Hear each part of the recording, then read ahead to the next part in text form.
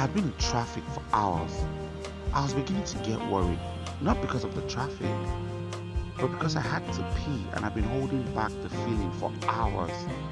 Luckily for me, the mall wasn't so far away from where I was. In a couple of minutes, I had gotten to the mall.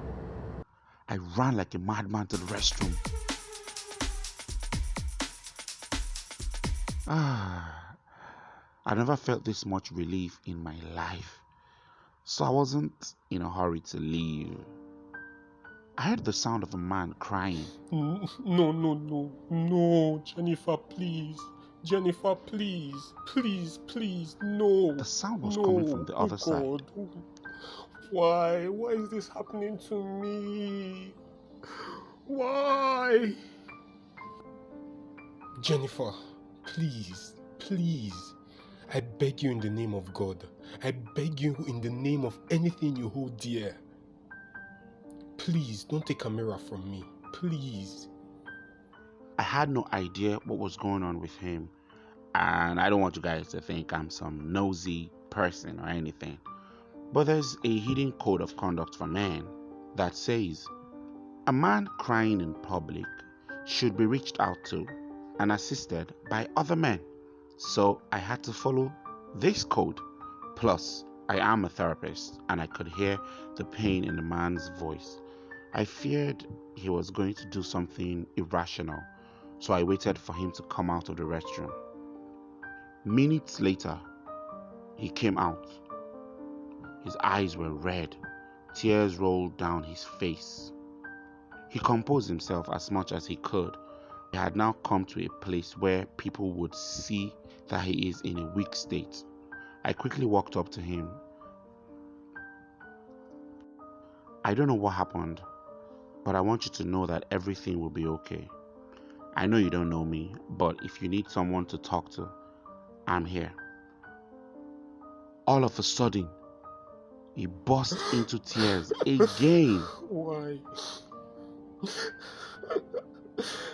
Oh, no. Oh. It's going to be okay. Take it one day at a time. If you need someone to talk to, like I said, you can always talk to me. It's hard. No one will understand. You won't understand. You can talk to me. I really want to help. Okay. I would love to share this burden with you. Okay, let's find a suitable place to talk. We left the restroom and found a place we could talk. My name is Dr. Ziri. I am a therapist. What's your name? I'm Derek. Nice to meet you, Mr. Derek. Nice to meet you too, Dr. Ziri. Let me go straight to the point. All right, I'm all ears. I'm a man who has struggled for everything. No one has ever assisted me in any way. I'm not a rich guy, but I keep trying my best, hoping that one day I would make it. And I believe I will. I got married 4 years ago to a woman I felt was too good for me. She was beautiful. Trust me, she was. We have a daughter called Amira. The moment Amira was born, she didn't cry. Oh, wow. It is important that babies cry when they are born. It shows that they have great functioning lungs, and crying also helps expel the amniotic fluid from their lungs through their nose and mouth. Her mother was worried that she was not a healthy child. Her mother tried to get her to cry, but Amira didn't. She didn't cry. I took Amira from her mother's arms. The very second I carried her in my arms, she cried. It was the most emotional moment I've ever had. There and then, I made a promise to always be there for her and to give my life for her in a heartbeat without thinking it through.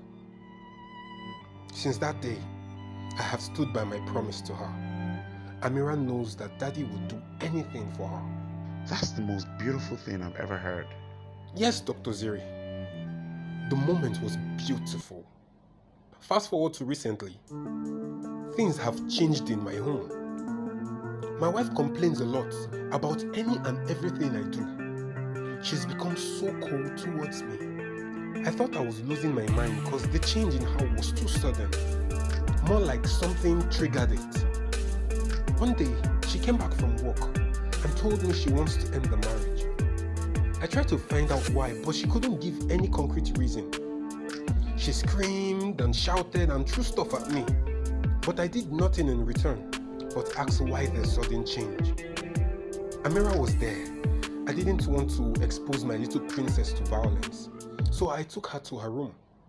I went back to my wife to figure out what was really going on, but she kept on saying hurtful stuff to me, but I didn't give a reply. She said she was going to leave me and take Amira with her. I said nothing because I knew there was no way I would let that happen. The final straw that broke the camel's back was when she said to me that Amira isn't my daughter. Doctor, can you imagine? It was like two wires in my head touched. Oh, wow. She said that? Come on now. That kind of thing shouldn't be said. That was what I thought also. I managed to calm myself down. I left the house and took a long walk. While on the walk, I thought to myself, wait though, is there a possibility of Amira not being my daughter? Dr. Ziri, honestly, I saw some traits in Amira that neither her mother nor I had, but I never paid attention to it. I decided to do a paternity test, because if truly I'm Amira's dad, there's no way on earth I would allow her mother take her from me. About a week later, I got the paternity test result. The paternity result says I'm not Amira's dad. I cried like a toddler in the doctor's office, rolling on the floor, because this meant I had no right to claim her as my own. I really want to go to court. Amira is all I have. Taking Amira away from me means taking away my reason to live. Doctor, sometimes I'm tempted to end it all. You are in a difficult place. I truly understand how much you love your daughter Amira. From all you've said, I can see that your wife is no longer interested in the union. It is not going to be easy trying to change her mind. I wish you could figure out why she wants to leave. There may be some external forces behind her actions, which could range from being in love with someone else. It could even be Amira's biological father, or she has grown to have a great aversion for you over the years. It's clear that your only interest is Amira. If you want to remain in her life, you're going to have to let go without fighting her mother for custody.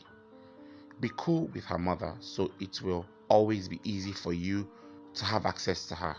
But I strongly advise against this because you will hurt yourself in the process. Having constant contact with what you can't have is going to be torture for real. Even if you decide to go to court, it may not go in your favor.